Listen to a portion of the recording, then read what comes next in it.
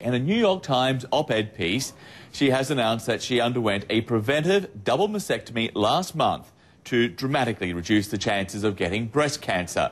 Jolly has a family history of cancer, and she discovered that she carried a faulty gene which sharply increases her risk of developing cancer. In her own words, she says, "I wanted to write this to tell other women that the decision to have a mastectomy was not easy, but it is one I am very happy that I made. My chances of developing breast cancer have dropped from 87% to under 5%.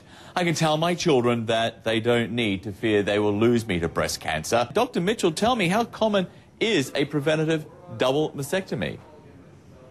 Thank you very much, John. Well, having a preventive double mastectomy for women who are found to carry a gene fault here in Australia, about 20% of those women choose to have their breasts removed. But that tells you that 80% of women then choose to keep their breasts and put their reliance in screening. Is it becoming more common? It's becoming slightly more common. I think women are becoming more confident in their choices as the choices around breast reconstructions increase. I think particularly as women are able to access this kind of surgery through the public sector means that it's within the reach of any woman who's at risk.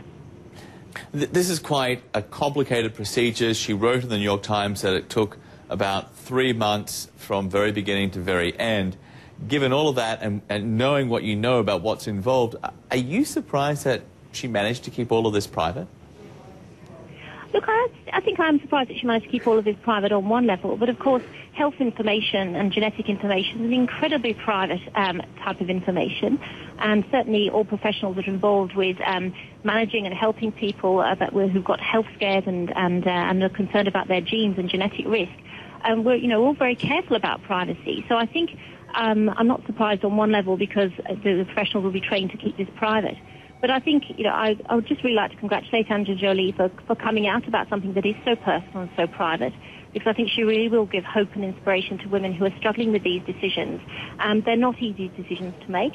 They're profound decisions that really strike at the heart of women's sense of self and femininity.